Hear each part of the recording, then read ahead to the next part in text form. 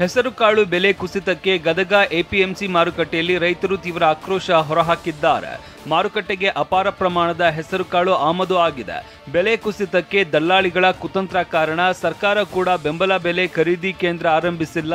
ಬೆಳೆ ಮಾರಾಟವಾದ ಬಳಿಕ ಖರೀದಿ ಕೇಂದ್ರ ಆರಂಭಿಸುತ್ತಾರೆ. ಇದರಿಂದ ದಲ್ಲಾಳಿಗಳಿಗೆ ಅನುಕೂಲ ಆಗಲಿದೆ ಅಂತ ಎಪಿಎಂಸಿ ಅಧಿಕಾರಿಗಳು ದಲ್ಲಾಳಿಗಳ ವಿರುದ್ಧ ಆಕ್ರೋಶ ವ್ಯಕ್ತಪಡಿಸಿದ್ದಾರೆ.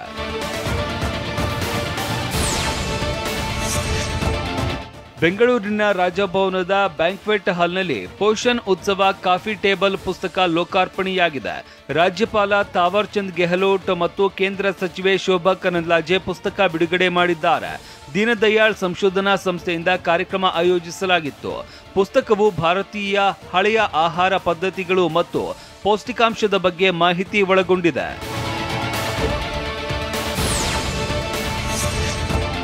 ಬಳ್ಳಾರಿ ಜಿಲ್ಲೆಯ ಕಂಪ್ಲಿ ಪಟ್ಟಣಕ್ಕೆ ಮೀನುಗಾರಿಕೆ ಸಚಿವ ಮಂಕಾಳ ವೈದ್ಯ ಭೇಟಿ ನೀಡಿದ್ದಾರೆ. ಮೀನುಗಾರರ ಜೊತೆ ಮಾತನಾಡಿದ ಬಳಿಕ ಪ್ರತಿಕ್ರಿಯಿಸಿದ ಸಚಿವ, ಮೀನುಗಾರರೊಂದಿಗೆ ನಮ್ಮ ಇಲಾಖೆ ಇದೆ. ಈ ಭಾಗದ ಮೀನುಗಾರರಿಗೆ ಹೆಚ್ಚಿನ ಯೋಜನೆ ಕೊಡ್ತೇವೆ.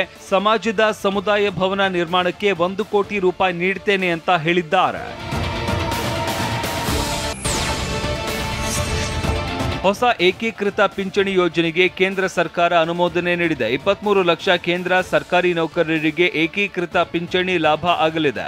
ಏಪ್ರಿಲ್ 1, 2025ರಿಂದ ಏಕೀಕೃತ ಪಿಂಚಣಿ ಯೋಜನೆ ಜಾರಿಯಾಗಲಿದೆ.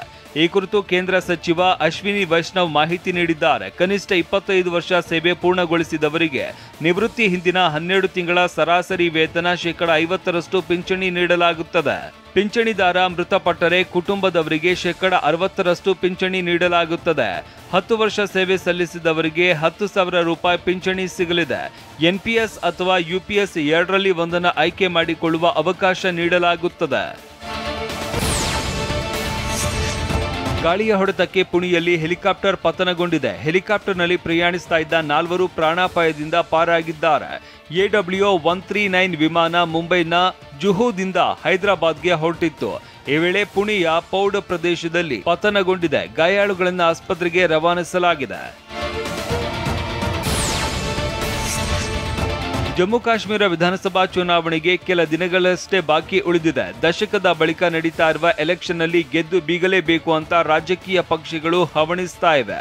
ಪೀಪಲ್ಸ್ ಡೆಮಾಕ್ರೆಟಿಕ್ ಪಕ್ಷ ಪೀಪಲ್ಸ್ ಆಸ್ಪಿರೇಷನ್ ಎಂಬ ಹೆಸರಲ್ಲಿ ನಿನ್ನೆ ಚುನಾವಣೆ ಪ್ರಣಾಳಿಕೆ ರಿಲೀಸ್ ಮಾಡಲಾಗಿದೆ. ಜಮ್ಮು ಕಾಶ್ಮೀರಕ್ಕೆ ವಿಶೇಷ ಸ್ಥಾನಮಾನ ನೀಡುವ ಭರವಸೆ ನೀಡಿದ್ದಾರೆ. ಪ್ರತಿ ಮನೆಗೆ 200 ಯೂನಿಟ್ ವಿದ್ಯುತ್ ಉಚಿತ ನೀರು ಮತ್ತು ಆರ್ಥಿಕವಾಗಿ ಹಿಂದುಳಿದ ಕುಟುಂಬಗಳಿಗೆ ವರ್ಷಕ್ಕೆ 12 ಗ್ಯಾಸ್ ಸಿಲಿಂಡರ್ ಉಚಿತವಾಗಿ ನೀಡೋದಾಗಿ ಘೋಷಿಸಿದೆ. ತಮಿಳುನಾಡಿನಲ್ಲಿ ವರುಣ ಆರ್ಭಟಿಸ್ತಾ ಇದ್ದಾನೆ. ಸತತ ಮಳೆಯಿಂದಾಗಿ ದಿಂಡುಗಲ್ ಜಿಲ್ಲೆಯ ಪಳನಿ ಬಳಿ ವರತಮಾನತಿ ಅಣೆಕಟ್ಟು ಭರ್ತಿಯಾಗಿದೆ. ಜಲಾಶಯದಿಂದ ಉಕ್ಕಿ ಹರಿತಾ ಇರುವ ದೃಶ್ಯ ಡ್ರೋನ್ ಕ್ಯಾಮೆರಾದಲ್ಲಿ ಸೆರೆಯಾಗಿದೆ. ಡ್ಯಾಂನಿಂದ ಹಾಲ್ನೊರಿಯಂತೆ ನೀರು ಓವರ್ಫ್ಲೋ ಆಗ್ತಾ ಇದ್ದು ಜಲವೈಭವ ಕಣ್ತುಂಬಿಕೊಳ್ಳುವುದಕ್ಕೆ ಜನ ಆಗಮಿಸ್ತಾ ಇದ್ದಾರೆ.